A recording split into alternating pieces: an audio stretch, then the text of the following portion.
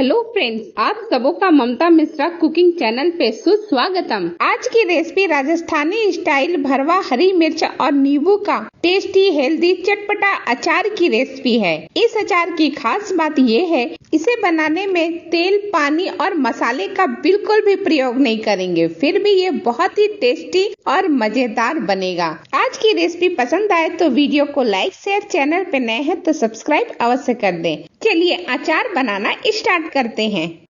इस रेसिपी को बनाने के लिए 250 ग्राम मैंने लाल बनारसी राई लिया है। ये उपलब्ध ना हो तो नॉर्मल सरसों या राई आप ले सकते हैं इसकी जगह पे, बस इससे और भी ज्यादा टेस्टी बनता है अचार। 1 घंटा सरसों को मैंने धूप दिखाया और इसके बाद जब हल्का गर्म हो गया सरसों तो इसे इस तरह से ग्राइंड करके एकदम से दरदरा पाउडर बना करके रेडी किया है। इसे एक साइड में रखते हैं। अब तीखेपन के लिए थोड़ी लाल मिर्च को हम सेक लेते हैं पैन में, और ये करीबन 50 ग्राम के करीब है। इसे हम ड्राई रोस्ट करेंगे लो मीडियम फ्लेम पे। बस 1 से 2 मिनट के अंदर ही ये अच्छी तरह से भून जाएगा, और जब भून जाए तो इसे ठंडा करके इसे भी ग्राइंड कर लेंगे। ये लीजिए, इसे भी मैंने पीस लिया है। हल्का दरदरा ये भी रहना चाहिए ताकि इसके जो सीड्स है वो थोड़े दिखते रहें। ये हमारे अचार को स्पाइसी बनाएगा। चलिए कुछ और चीजें देख लेते हैं। तो मैंने आधा टेबल स्पून सौंफ, 1 टेबल स्पून अजवाइन, 1/4 चम्मच मंगरेल या कलौंजी, 1 टेबल स्पून काला नमक, थोड़ी सी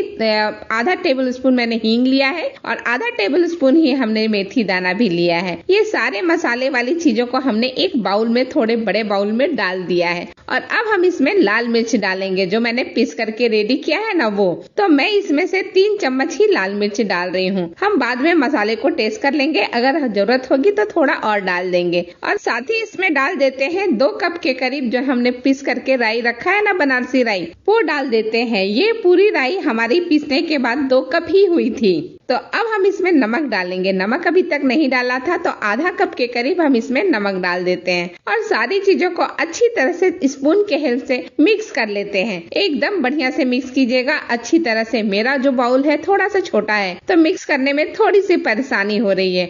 आप थोड़े बड़े बाउल लीजिएगा। मसाले की सारी बेसिक चीज अच्छी तरह से मिक्स हो चुका है और ये बिल्कुल रेडी है, तो इसे रखते हैं एक साइड में। और चलिए अब देख लेते हैं नींबू और हरी मिर्च को। तो मैंने ये नींबू लिया है, काउंट में बोला जाए तो 8 नींबू है, और वजन में ये नींबू आधा किलो के करीब है। और ये हरी मिर्च जो मैंने लिया है ये भी आधा किलो है। और हरी मिर्च खरीदते समय ध्यान रखिएगा कि ये लंबी हो और सीधी हो। ये थोड़ी मोटी वाली हरी मिर्च है। इसमें हम इस तरह से लंबाई में कट्स लगा देते हैं, जिससे हमें मसाला भरने में बहुत ही सहूलियत रहेगी। सारी मिर्च में हम इसी तरह से कट्स लगा करके रेडी कर लिए हैं। ये देखिए कितनी अच्छी तरह से सारे हरी मिर्च में कट्स लग चुके हैं। इसके अंदर का सीड्स वगैरह हमें नहीं निकालना है, बिल्कुल इसी तरह से कट्स लगाने हैं। अब चलिए इसमें मसाला भर लेते हैं। मैं एक हरी मिर्च में मसाला भर के दिखा रही हूँ, ठीक इसी तरह से बाकी सारे हरी मिर्च में मैं मसाला भर दूंगी। ये देखिए, या तो स्पून के हेल्प से या फिर उंगलियों के हेल्प से अच्छी तरह से अंदर में मसाला भर लीजिए। एक हरी मिर्च देखिए मेरा भर करके हो भी गया है।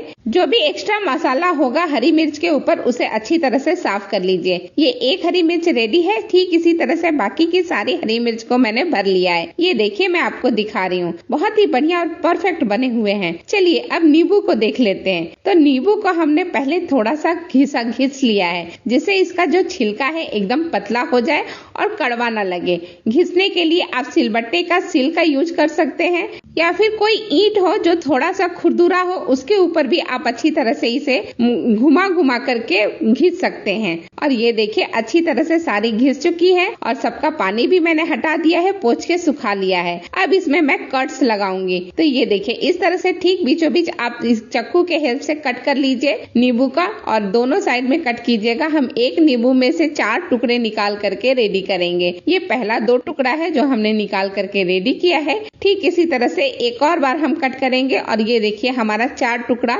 नींबू का कट करके रेडी हो चुका है। ठीक इसी तरह से बाकी के सारे नींबुओं को मैंने कट करके रेडी कर लिया है। ये देखिए सारे नींबू एक साथ। अब इसमें से हम सीड्स निकालेंगे, तो चक्कू का हेल्प लेकर के सारे सीड्स को हल्का हल्का प्रेशर दे करके निकाल लीजिए। एक आध सीड रह भी जाए तो कोई बात नहीं है, लेकिन कोशिश कीजिएगा सारा सीड्स निकल जाए। और जब सीड्स निकल जाए तो उस पार्ट जो नींबू का रहेगा हिस्सा, उसे अलग प्लेट में स्टोर करते जाइएगा। ठीक इसी तरह से बाकी के सारे नींबुओं का मैंने सीड निकाल दिया है, बीज निकाल दिया है। अब इनमें से कुछ नींबू के टुकड़ों से हम जूस निकालेंगे। तो एक छोटी कटोरी ले लीजिए, उसके ऊपर इस तरह से छन्नी रख लीजिए और फिर निचोड़ करके जूस निकाल लीजिए। इस तरह से छन्नी में निचोड़ेंगे जूस को तो सारे अगर एक्स्ट्रा कोई सीड रह गया है नींबू के अंदर तो वो नहीं रहेगा, टुकड़ों से बाहर निकल जाएगा फटाफट। नींबू के टुकड़े से सारा जूस हमें निकालना भी नहीं है, बस थोड़ा सा ही निचोड़ करके रखना है। और जो निचोड़ लेंगे वो भी नींबू हमें रखना है, फेंकना नहीं है उन सारे टुकड़ों को। और 10 से 12 इस तरह से मैंने टुकड़ों से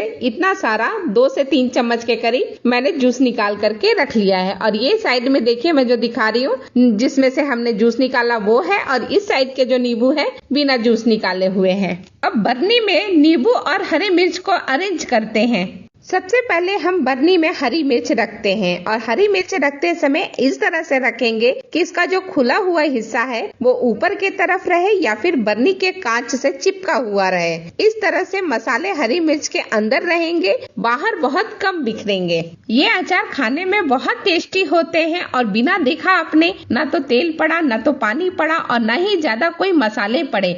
धनिया, जीरा ये सब तो डाला ही नहीं है हमने। हरी मिर्च अब हमने डाल दिया है तो अब इसके बाद हम नींबू को डाल रहे हैं। नींबू आप किसी भी तरह से डाल सकते हैं, ऊपर नीचे जैसे इच्छा वैसे डाल दीजिए। ये देखिए सारे नींबू डाल दिया है। तो अब जो नींबू का जूस हमने निकाल करके रखा था वो जूस भी डाल देते हैं बरनी के अंदर। और ये देखिए बरनी में सारा जूस डालने के बाद ऊपर का लुक देखिए। और अब हम इसमें सिरका डाल रहे हैं, तो 2 से 3 चम्मच के करीब सिरका हम इसमें व्हाइट विनेगर जो होता है वो डाल दिया है। और ढक्कन को बंद कर दीजिए और ढक्कन को बंद करके हल्का सा इसे हिला लीजिए, जिससे सिरका और जो जूस है वो अच्छी तरह से नीचे के तले तक भी पहुंच जाए, नीचे के हरी मिर्च तक भी पहुंच जाए। अब ये हरी मिर्च के अचार हम डाल चुके हैं, लेकिन इसे कम से कम 7 से 8 दिन धूप में दिखाना पड़ेगा, इसके बाद ही ये खाने लायक होगा। हर दिन धूप दिखाने के बाद इसको हल्का सा हिला लीजिएगा, जिससे कि अच्छी तरह से ऊपर नीचे हो जाएंगी और पक जाएंगी। इसी के साथ वीडियो समाप्त करती हूँ। आप सबों का धन्यवाद।